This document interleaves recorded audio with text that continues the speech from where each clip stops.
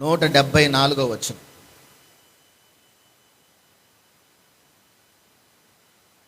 119వ కీర్తన 174వ వచనం.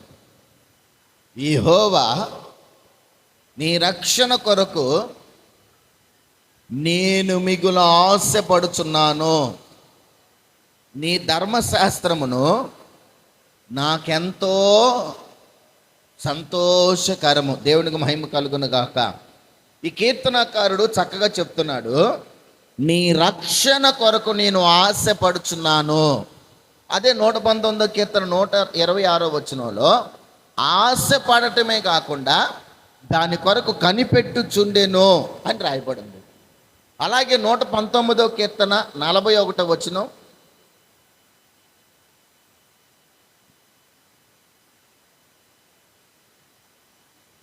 119:41 యెహోవా నీ కనికరములు నా యొద్దకు రానిమ్ము, నీ రక్షణను రానిమ్ము, దాన్ని దయచేయుము. దేవుని మహిమ కలుగును గాక. ఈ కీర్తనకారుడు అంటున్నాడు, రక్షణ కొరకు నేను ఆశపడుచున్నాను.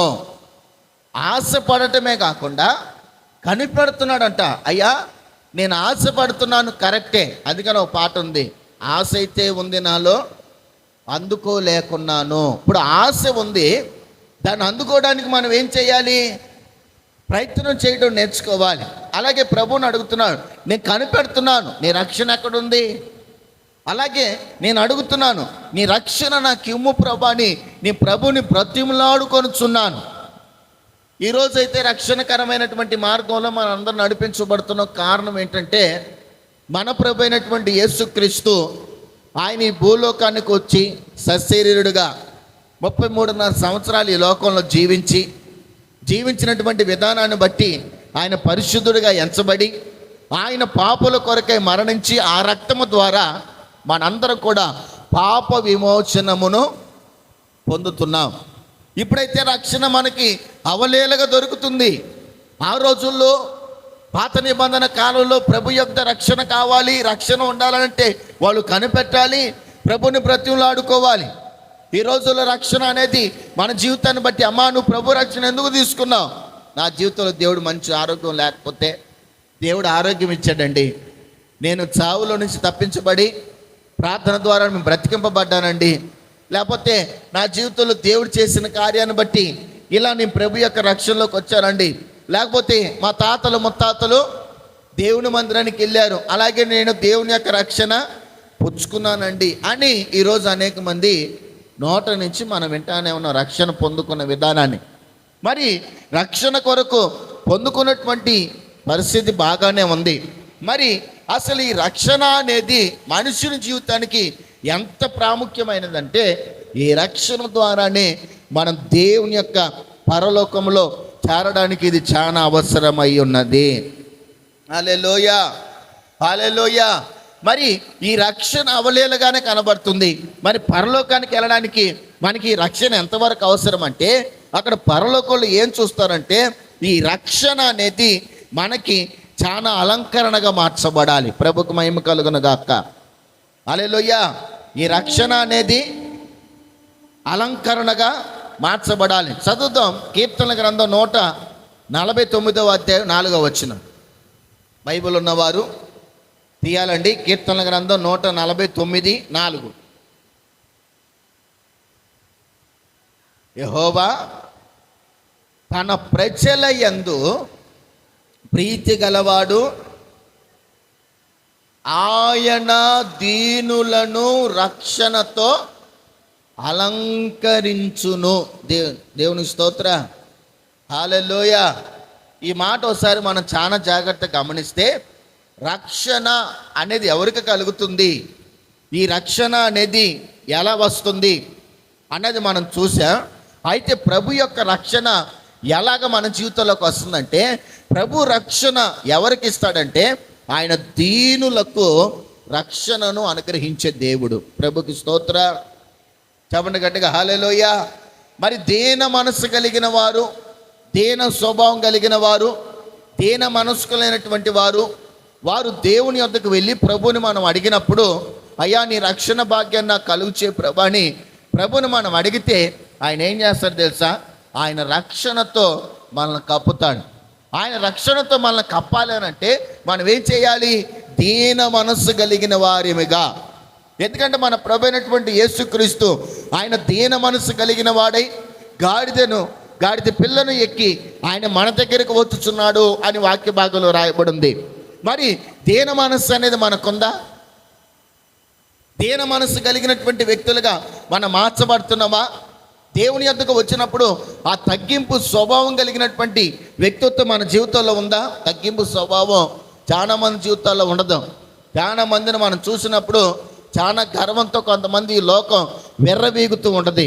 గర్వం అనేది వారి జీవితాల్లో పనిచేస్తుంటుంది. డబ్బును బట్టి గర్వించవచ్చు, లేకపోతే ఐశ్వర్యాన్ని బట్టి, లేకపోతే అందచందాలను బట్టి, లేకపోతే వారు ఉంటున్నటువంటి స్థితిగతులను బట్టి ఈ లోకమే ఒక గర్వంగా మహా అయినటువంటి గర్వంతో వెర్రవేగుతున్నప్పుడు ఈ లోకము దాని ఆశలు గతించిపోతాయి. కానీ దేవుని చిత్తము జరిగించువాడు నిరంతరము నిలబడతాడని వాక్యంలో రాయబడింది. మరి దేవుని యొక్క రక్షణ మనకు రావాలి అంటే దీన మనస్సు అంటే తగ్గింపు స్వభావం కలిగిన వారిగా ఉండాలి. దేవుని మందిరానికి వచ్చిన దైవ సేవకుల దగ్గరకు వచ్చిన మాటకు లోబడేటువంటి స్వభావం మన జీవితంలో ఉన్నప్పుడు దేవుడు తన రక్షణ ప్రాకారాన్ని మన ఎదుట ఆయన నిలబెడతాడు. ప్రభుకు స్తోత్రం. చెప్పండి గట్టిగా హల్లెలూయా. మరి ఆయన అలంకరించాలి అంటే మనం ప్రభు కొరకు దీన మనస్సు కలిగి మనం దేవుని పని చేయడానికి మనం పూనుకోవాలి. దేవుని పని చేయడానికి మన వంతు సహకారాన్ని అందించాలి. ఈ లోకంలో చూడండి, డబ్బు ఉందని కొంతమంది వెర్రవీగుతారు, అధికారం ఉందని కొంతమంది వెర్రవీగుతారు, అందచందాలు ఉన్నాయని కొంతమంది వెర్రవీగుతారు. ఇంకా కొంతమంది వాళ్ళని చూసుకునే వాళ్ళకి అహంకారం. ఎదుటి వ్యక్తి విషయానికి వచ్చేసరికి మాటకు లోబడేటువంటి మనస్తత్వం ఉండదు. ఏదైనా ఒక మాట చెప్పామనుకోండి ఎంత విర్రవీగుతారో. మరి ఏం చూసుకోనో ఈ లోకంలో డబ్బును చూసుకొని ఉంటే బైబిల్ చెప్తుంది, నీ డబ్బుని చిమ్మెట తినివేయును. గర్వం ఉంటే నాశనానికి దారి తీయును, అహంకారం ఉంటే పతనానికి దారి తీయును. మరి ఏం చూసుకొని ఓ మానవుడ విర్రవీగుతున్నావు? దేవుని మందిరానికి వస్తున్నటువంటి ఈ లోకం అంటే దాన్ని బట్టి విర్రవీగుతుంది. మరి దేవుని మందిరానికి వచ్చేటువంటి మనం ఎలా ఉండాలి? దీన మనసు కలిగిన వారిగా, దేవుని సన్నిధిలో తగ్గింపు స్వభావం కలిగిన వారిగా ఉండాలి కదా. మరి ఈ తగ్గింపు స్వభావం కలిగిన వారికి ప్రభు ఏమిస్తాడయ్యా అని ఆలోచన చేస్తే యెషయా గ్రంథం 61వ అధ్యాయం 10వ వచనంలో ఆయన మనకి రక్షణ వస్త్రాన్ని కప్పబోతూ ఉన్నాడు. హల్లెలూయా. యెషయా గ్రంథం 61వ అధ్యాయం 10వ వచనం. శృంగారమైన పాగా ధరించుకున్న పెళ్లి కుమారుణ్ణి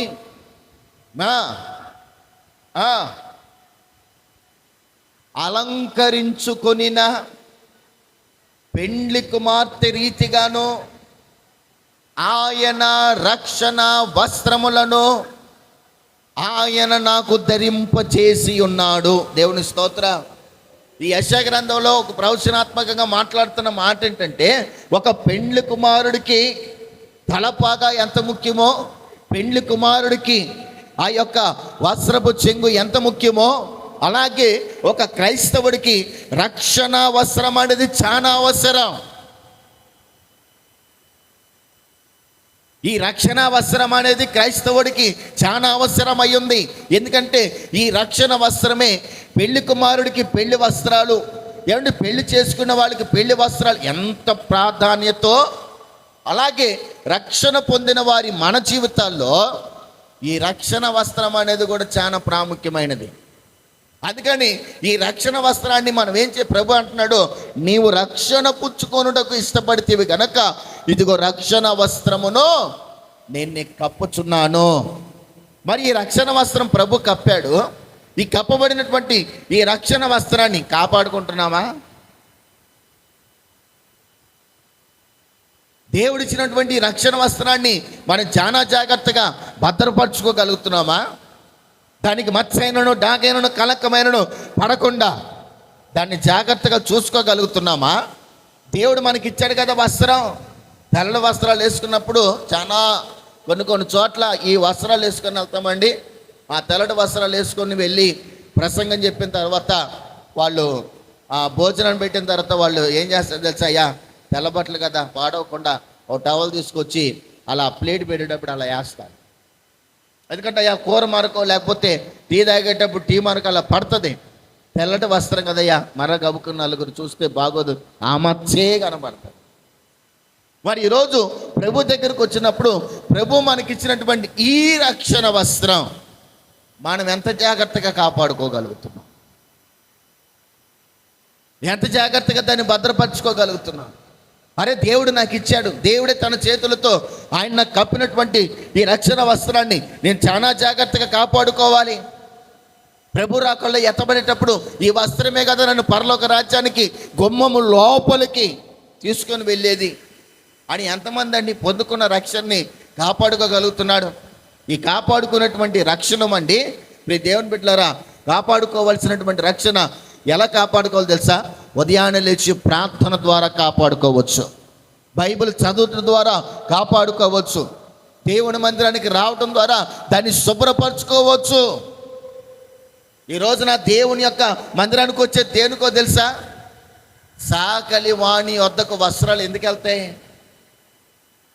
శుభ్రపరచబడటానికే. నువ్వు దేవుని మందిరానికి వచ్చేది ఎందుకో తెలుసా? నీ వస్త్రములను శుభ్రం చేసుకోవడానికి. దావీదు అంటాడు, అయ్యా హిమము కంటే తెల్లగా, ఎవరు తెరవరేంటండి? హిమము కంటే తెల్లగా చేయి ప్రభువా. మరి నీ పొందుకున్న రక్షణ ఒకవేళ పాతగెలుతుందేమో. దేనివల్ల పాతగెలుతుందండి? నాకు తెలిసినంత వరకు అనేక మంది జీవితాలు, అనేక మంది వస్త్రాలు, కొంతమంది వస్త్రాలు కాపాడుకోవడం తెలియదు, కొంతమంది చెయ్యెత్తితే చూడలేము, కొంతమంది వస్త్రాలు, కొంతమంది శరీరాల్లో వస్త్రాలకి చినిగిపోతాం. కారణం ఏంటో తెలుసా? వారి శరీరము దేవుడు మట్టితో చేయలేదు, ఇనుముతో చేశాడు. అందుకని వాళ్ళ వస్త్రాలు ఉండవు, చినిగిపోతూ ఉంటాయి, ఎక్కడ పడితే అక్కడ చినిగిపోతుంటాయి. దాన్ని కాపాడుకోలేరు, వస్త్రాలు కాపాడుకోలేరు. కానీ ఈ బట్టలు కొనడానికి మాత్రం బీసెన్ రోడ్ సరిపోదు, బందర్ రోడ్ సరిపోదు, లెనిన్ సెంటర్ సరిపోదు, గాంధీ చౌక్ సరిపోదు, ఇంకోటి ఏంటి తాతపూడి కాంప్లెక్సా, ఈ కాంప్లెక్స్లో ఇవి సరిపో. 30-40 కిలోమీటర్లు ప్రయాణం చేసి ఒక జత కొంటారు. దాన్ని కాపాడుకోవడం తెలుసా? దాన్ని కాపాడుకోవడం తెలుసా? పొరపాటును కూడా తెలియదు. అవి 3,000 పెట్టి కొంటావు, 5,000 పెట్టి కొంటావు, దాన్ని కాపాడుకోగలుగుతున్నావా? కారణం ఏంటంటే ఏరా నీ ఒంట్లో ఏమైనా ఖర్చులు ఉన్నాయా? బట్టలు ఎందుకు చినుగుతున్నాయి? తల్లిదండ్రులు అంటానే ఉంటారు. ఇంకా కొంతమంది ఈ లేసుకొని చింపుతుంటే కొంతమంది ఉతకడం కూడా చేత కాదు. బట్టలు ఉతికేది దేనికి అమ్మ చెప్పండి? బట్టలు ఉతికేది దేనికి? మురికి బాటానికేగా. కొంతమంది బట్టలు ఉతికితే కొత్త కలర్లు వస్తాయి, కంపెనీలో వచ్చిన కలర్ కాకుండా. Designing and fashion designing stores అది. ప్రైజ్లా ఈ తెల్ల వస్త్రాలు ఉతకమని ఇచ్చామనుకోండి, ఆ వస్త్రాలకి బ్లూ కలర్ వేసిస్తారు ట్యాగులు, లేకపోతే రెడ్ కలర్ ట్యాగ్ వేసిస్తారు. అంటే ఇది న్యూ ట్రెండ్, సెన్సేషనల్. అంటే ఉన్న వస్త్రానికి కొన్ని కలర్ యాడ్ చేస్తారనమాట. వస్త్రాలే కాపాడుకోలేని నీ జీవితంలో దేవుడిచ్చినటువంటి ఈ రక్షణ నువ్వు ఎలా కాపాడుకోగలుగుతున్నావు? ఒకసారి ఆలోచించండి. ఎంత జాగ్రత్తగా వస్త్రాలు మనం ఎంత కాపాడుకుంటున్నాం, అంతకి 1000 రెట్లు మన రక్షణ మనం కాపాడుకోవాలి. 1000 రెట్లు దాన్ని కాపాడుకోవడానికి మనం శాయశక్తుల ప్రయత్నం చేయాలి. అందుకని అది ఒక వస్త్రంగా మార్చబడి ఉంది. రెండోది, ఈ రక్షణ హబక్కూకు గ్రంథం 3వ అధ్యాయం 18వ వచనంలో రాయబడి ఉంది. రక్షణలో ఏముంది? హబక్కూకు గ్రంథం 3వ అధ్యాయం 18వ వచనం.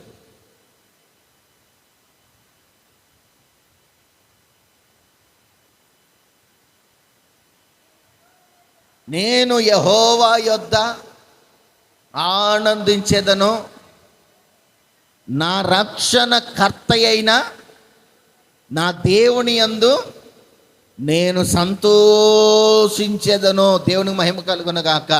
ఇప్పుడు రక్షణ ఒక వస్త్రాన్ని కాపాడుకునేటువంటి ప్రాధాన్యత అయితే, ఇప్పుడు రక్షణలో ఏం దొరుకుతుందట? ఆనందం కూడా దొరుకుతుంది. Praise lord. క్రైస్తవులమైనటువంటి మన జీవితాల్లో లోకంలో ఉన్నంతసేపు మనం అనుభవిస్తున్న ప్రతిదీ కూడా బాధగానే అనుభవిస్తుంది. కొంతమంది చెప్తుంటా అంటారు, అయ్యా మాకే ఎందుకు ఈ బాధలు, మాకే ఎందుకు ఈ వేదనలు, మాకే ఎందుకు ఈ తలకాయ నొప్పి, అయ్యా ఏడవలేకపోతున్నాం, నవ్వలేకపోతున్నాం, అసలు ఏది కూడా మనస్ఫూర్తిగా చేయలేకపోతున్నాం అన్నారా? ఏది కూడా మనస్ఫూర్తిగా చేయలేకపోతున్నాం బాబు అని లోకం ఏడుస్తూ ఉంటే, దేవుని యొద్దకు వచ్చిన వారు సంతోషంగా ఉండడానికి గల కారణం ఏంటంటే, మన భారమంతా యెహోవా మీద మోపినప్పుడు ఆయనే మన హృదయ వాంఛలు తీర్చును. హల్లెలూయా. చెప్పండి గట్టిగా హల్లెలూయా. మనకున్నటువంటి భారాలు ఏమున్నాయో, మనకున్నటువంటి సమస్యలు ఏమున్నాయో, మనకున్నటువంటి నిట్టూర్పులు ఏమున్నాయో, మనకున్నటువంటి మనం భరించలేనటువంటి ప్రతి ఏదైనా ఉంటే ఆయన అంటున్నాడు, నీ భారము యెహోవా మీద మోపము. ఇంకా తర్వాత ఏమని రాయబడింది? ఇంకా ఆయన అంటాడు, సమస్త భారమును మోయిచున్న జనులారా నా యొద్దకు రండి, నేను మీకు విశ్రాంతినిస్తాను. ఏ బాధ లేని వారి యొక్క జీవితాలు చూస్తే, కొంతమందిని మనం నవ్వుతున్న వాళ్ళని చూస్తే, నీ పని అయ్యంరా, ఏ బాధ లేకుండా సంతోషంగా ఉన్నావు, నీ పని హాయిగా ఉంది, ఏది లేకుండా హాయిగా ఉన్నావు, నీ పని బాగుంది, ఏవి లేకుండా సంతోషంగా నవ్వుతున్నావు. కారణం సమస్య లేకపోవటం కాదండి, వారి సమస్యలు తీర్చే వాళ్ళు ఉన్నారు. ఈ భూలోకంగా కొంతమందిని, నీకేంట్రా మీ నాయన ఉన్నాడు, నీకేంట్రా మీ అమ్మ ఉంది, ఏది అడిగినా కొండ మీద కోతినేం తీసుకొస్తారు అని చెప్పినట్లుగానే క్రైస్తవులమైన మన ఆనందానికి కారణం ఎవరో తెలుసా? మన రక్షణ కర్త అయిన ప్రభు అయిన యేసుక్రీస్తు. హల్లెలూయా. గమ్మడి మొక్కలు వేసుకుని అలా కూర్చుంటే అలాగమ్మా, స్పందించండి. మనం ఎవరి యందు ఆనందించాలి? ఎవరి యందు ఆనందించాలి? దేవుని యందు మనం ఆనందించడం నేర్చుకోవాలి. తర్వాత రక్షణ గురించినటువంటి అదే కీర్తనలు 116వ అధ్యాయం 13వ వచనం. 116వ కీర్తన. ఈ రక్షణ ఏంటంట? ఒక పాత్ర పుచ్చుకొని యెహోవా నామమున ప్రార్థన చేసేదను. దేవుని స్తోత్రం. ఇప్పుడు మూడోది, ఈ రక్షణ అనేటువంటిది దేనికి సాదృశ్యంగా మార్చబడింది? ఒక పాత్ర. ఇది ఒక అక్షయమైనటువంటి పాత్ర. ఈ పాత్ర మనం చేతపుచ్చుకొని, ప్రభా నేను రక్షణ పొందాను, ఇదిగో ఈ రక్షణ పొందినటువంటి నా జీవితంలో ఇది ఒక గిన్నెగా, ఇది ఒక పాత్రగా మార్చబడింది. కాబట్టి ఈ పాత్రని ఎప్పటికప్పుడు కూడా నేను శుభ్రపరచుకుంటూ ఉండాలి. ఈ పాత్రను చేతపుచ్చుకొని యెహోవా నామమున నేను ప్రార్థన చేసినప్పుడు, ప్రభు యొద్ద నేను అడిగినప్పుడు ఆయనే కదా నా హృదయ వాంఛలు తీర్చేది. రక్షింపబడలేనప్పుడు నేను దేవుణ్ణి అడిగేవాడిని కాదు. ఇప్పుడు ప్రభువుని అడుగుతున్నాను, ప్రభా నాకు పలానా అవసరం ఉంది, ఇదిగో నేను రక్షణ పొందాను, నాకేంటి ప్రభా అని ప్రభు దగ్గరికి వెళ్ళి మనం ప్రార్థన చేయాలి. ప్రభు దగ్గరికి వెళ్ళి ప్రాకులాడాలి. ప్రభు దగ్గరికి వెళ్ళి, ప్రభా ఇదిగో నీ రక్షణ పొందుకున్నాను, ఈ పాత్రలో నీ ఆశీర్వాదం ఈ ప్రభా, ఈ పాత్రలో నీ దీవెని ప్రభా, ఈ పాత్రలో నా కుటుంబానికి కావాల్సినటువంటి ఆశీర్వాదాలు విడుదల చేయి ప్రభా అని ప్రభువుని అడగాలి కదా. ప్రభువుని అడగకుండా రక్షణ పొందితే సరిపోయిందా? రక్షణ పొందిన తర్వాత రక్షణ పొందిన వారందరూ ప్రభు యొద్ద అడిగితే ప్రభు దాన్ని నిశ్చయముగా అనుగ్రహిస్తాడు.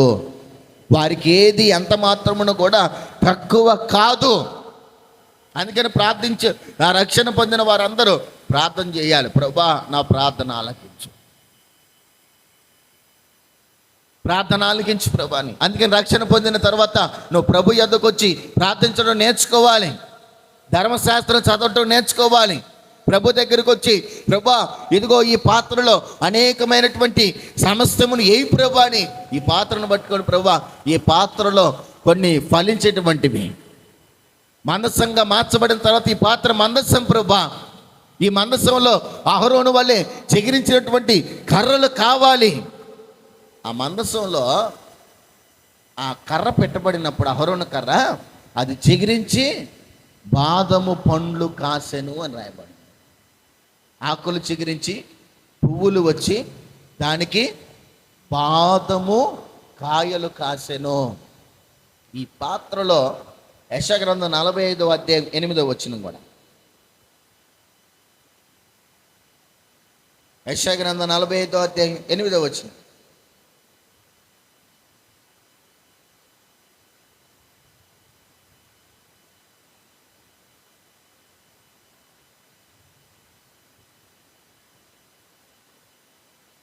చదవండి. యెషయా గ్రంథం 45వ అధ్యాయం. ఆకాశ మండలము నీతిని కురిపించినట్లు, అంతరిక్షమా మహావర్షము వర్షించుము, భూమి నెరలు విడిచి రక్షణ ఫలించునట్లు నీటిని మొలిపించునుగాక. ప్రైజలా ఏంటంట? ఏంటి? నీతిని మొలిపించునుగాక. ఏం ఫలించాలి? నీతి ఫలించాలి. ఎప్పుడు? దేవుని నామాన్ని బట్టి ప్రార్థన చేసినప్పుడు. ప్రభా, కొంతమంది జీవితాలు మోడుబారిన జీవితాలే. ఎలా ఉంటాయి అంటే వాళ్ళ జీవితాలు ఎండకి ఎండదు, వానకి చల్లబడదు. దేవుని మందిరానికి వచ్చిన దైవ సంబంధమైన ఆశీర్వాదాలు విడుదల చేసినప్పుడు కొంతమంది చూడండి, మొన్నటిదాకా వరదలు వచ్చాయి. 4 నెలల క్రితం వరదలు వచ్చినప్పుడు ఆ వరదల్లో నీటిలో నుంచి బయటికి రాలేక ప్రాణభయంతో ఎవరిళ్లలో వాళ్ళే ఫస్ట్ ఫ్లోరు అట్లా ఫ్లోర్లు ఉన్న వాళ్ళు అలా ఉన్నారు. ఉన్నటువంటి వాళ్ళకి ఆహారం పంపిణీ కొంతమంది ఇసిరేశారు. వేశారా లేదా? ఇసిరేసినప్పుడు ఏం జరిగింది? కొంతమంది ఆ పొట్లాల కోసం ప్రాకులాడారు. ఆ పొట్లాలు పంచుతున్నారు, ఆహారం పంచుతున్నారు అన్నప్పుడు వాళ్ళు ఏం చేశారు తెలుసండి? త్యాగం కలిగి కొంతమంది వచ్చారు. అమ్మో, నాకు నా పిల్లలకి నా కుటుంబానికి కావాలని ఈ ఆహార పొట్లాలు ఏం చేశారో పరుగునెళ్ళి వాటర్ బాటిల్స్, ఏమండి, ఆహారం పంపిణీకి సంబంధించినటువంటి ఆ పచ్చళ్ళు కానీ, ఆహారం కానీ, వస్త్రాలు కానీ పరుగునెళ్ళి వాళ్ళు అలా పట్టుకున్నారు. వాళ్ళకు వస్తుందా? లేకపోతే నా దగ్గరికే వచ్చేస్తాడు, నేను అక్కడ కూర్చున్నాను, ఈ బండ నేను తెగలేను, నేను అట్టగా చూస్తాను అన్న ఊరి దగ్గరకు వచ్చుద్దా? చెప్పాలి. ప్రయాసపడాలి కదా. నువ్వు దేవుని మందిరానికి వచ్చిన నీ జీవితం కూడా అంతే. దేవుని వాక్యం ద్వారా విడుదలవుతున్నటువంటి కొన్ని ఆశీర్వాదాలు పట్టుకోవడానికి, ప్రాకులాడటానికి నువ్వు వేగిరపడాలి, అందుకోవడానికి ప్రయత్నం చేయాలి. అందుకని ఇక్కడ ప్రవచనాత్మకంగా ఒక ప్రవక్త అంటున్నాడు, ఆకాశమా వర్షాన్ని ఇవ్వు, భూమి నెరలు విడిచి అది రక్షణ ఫలించినట్లుగా, ఫలభరితంగా మార్చబడినట్లు, భూమి నీతిని విత్తినట్లు ఫలించినట్లుగా ఆకాశముల నుండి వర్షమా. ఈ రోజున మనం ప్రభు దగ్గరికి వచ్చిన తర్వాత ఏం చేయాలి? ప్రభుని అడగాలి. ప్రభువా, రక్షణ నాలో ఫలభరితంగా మార్చబడాలి. ఈ ఫలముల నుండి అనేక మంది రావాలి. ఎవరు రావాలి? ఈ భూముల నుండి ఏమొస్తుంది? మనుషులు తినుటకు ఆహారం వస్తుంది. మనం వేసేది, భూమిలో వేసేది, తలపైకి ఎడతారా? భూమిలో వేసేది ఒక్క విత్తనమే. గోధుమ గింజే కావచ్చు, బియ్యం గింజే కావచ్చు, మొక్కజొన్న విత్తనమే కావచ్చు, ఒక్క విత్తనమేగా. ఈ విత్తనం విత్తితే అది భూమిలోకి వెళ్ళి నెరలు విడిచి లోపలికి వెళ్ళి ఏర్లు వచ్చి కాడొచ్చి చిగురించి ఒక్క విత్తనమే వస్తుందా? మళ్ళీ సమృద్ధి అయిన ఆహారం వస్తుంది. అవునా? రక్షణ మనమే తీసుకున్నాం. ఈ రక్షణ కొరకు మనం చనిపోతే అనేక మంది కొరకు మనం ఉపయోగకరంగా మార్చబడతాం. ఈ రోజున అనేక మంది రక్షణ కొరకు చావరు. రక్షణ కొరకు దేవుని బిడ్డలారా, ఫలభరితంగా నువ్వు మార్చబడాలంటే క్రీస్తు కొరకు నిన్ను నువ్వు సమర్పించుకోవాలి. క్రీస్తు కొరకు నిన్ను నువ్వు నిలబడాలి. క్రీస్తు కొరకు నీ నడువు నువ్వు కట్టుకోవాలి. చివరికి యెషయా గ్రంథం 52వ అధ్యాయం 10వ వచనం. యెషయా 52:10.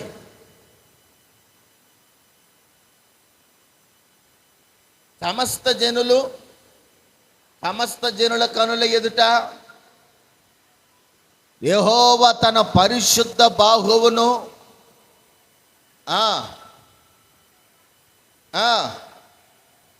మన దేవుని రక్షణను చూచేదారు. ఎప్పుడు చూస్తారు? నువ్వు గోధుమ గింజగా చచ్చినప్పుడు. రైసులా చెప్పండి గట్టిగా హల్లెలూయా. మరి ఈరోజు ప్రభు కొరకు నువ్వు ఎంతవరకు చనిపోవడానికి ఇష్టపడుతున్నావు? ప్రభు కొరకు ఎంతవరకు నీ వంతు నువ్వు ప్రయాసపడగలుగుతున్నావు? దేవుని కొరకు ఎంతవరకు నువ్వు ప్రయాసపడి, ఎంతవరకు నువ్వు దేవుని కొరకు కష్టపడగలుగుతున్నావు? ఒకసారి ఆలోచించి. నేను కష్టపడగలుగుతున్నాను, ప్రభు కోసం నేను ప్రయాసపడగలుగుతున్నాను, ప్రభు కోసం నేను పని చేయగలుగుతున్నాను, పాటలు పాడగలుగుతున్నాను, ప్రార్థన చేయగలుగుతున్నాను, ఉపవాసం ఉండగలుగుతున్నాను, మందిరంలో కన్నీరు విడవగలుగుతున్నాను, వ్యక్తిగతంగా నేను ప్రార్థన చేయగలుగుతున్నాను. ప్రభా, నన్ను బట్టి అనేక మందిని నీ కొరకు వాడుకో ప్రభా అని ఎంతవరకు నిన్ను నువ్వు ప్రభుకు సమర్పించుకుంటున్నావు? చలినం ఉండాలి. ఏముండాలి? చలినం ఉండాలి. చలనం లేని బ్రతుకు పొరపాటున కూడా ఉండదు. చలనం అనేది చాలా అవసరం. ఇప్పుడు ఎలాగైనా నిలబడి వాక్యం చూస్తున్నాను, వాచ్ అంటే కాసేపు అటు ఇటు తిరిగాను అంటే దానికి తెలిసిపోతుంది నరాలన్నీ ఎక్కడ కదలతలేదు, అక్కడే నిలబడి ఉన్నవాడు. అలాగే మనం కూడా దేవుని పని చేయకపోతే వాక్యం ద్వారా ప్రభు హెచ్చరిక చేస్తాడు, నువ్వు సరిగ్గా వర్క్ చేయట్లేదు, కష్టపడు, ప్రభు కోసం కష్టపడు, నా కోసం కష్టపడు, నా కోసం ప్రయాసపడు, నా కోసం అనేక మంది ఆత్మల్ని సిద్ధపరచు. ప్రభు వాక్యం ద్వారా హెచ్చరించిన ఆ వాక్యానికి లోబడిన వ్యక్తివైతే, నీ జీవితాన్ని ప్రభు కూడా కట్టుకున్న వ్యక్తివైతే అనేక మందిని ప్రభు యొద్దకు నడిపించడానికి నువ్వు నెరలు విడవాలి. హల్లెలూయా. ప్రభు యొక్క భాగ్యాన్ని దేవుడు మనకు కలుగు చేయునుగాక, సంఘానికి కూడా దేవుడు కలుగు చేయునుగాక. లేచి నిలబడదాం.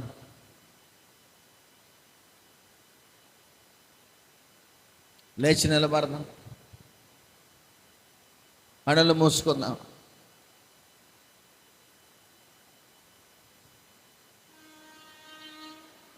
ప్రభువా, నీకు స్తోత్రం.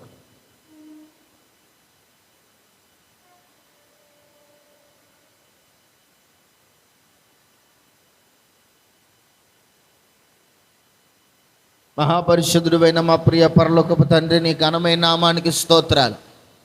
వాక్యం విన్న వారి జీవితాల్లో నీరు కట్టి ఫలింప చేయండి. పాటల ద్వారా మహిమ పొందారు, ఆరాధన ద్వారా మహిమ పొందారు.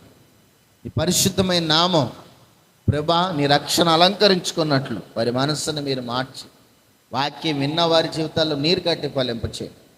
అయినా ఎవరైతే లోబడట్లేదో వారిని మీ కొరకు మార్చుకోండి. యేసు నామములో అడుగుచున్నాం తండ్రి. మన తండ్రి అయిన దేవుని ప్రేమ, కుమారుడైన యేసు క్రీస్తు కృప, పరిశుద్ధాత్మ దేవుని సన్నిధి సహవాసం మనందరికీ తోడై ఉండును గాక. ఆమేన్. అందరికి వందనాలు. ప్రభు మిమ్మల్ని దీవించును గాక.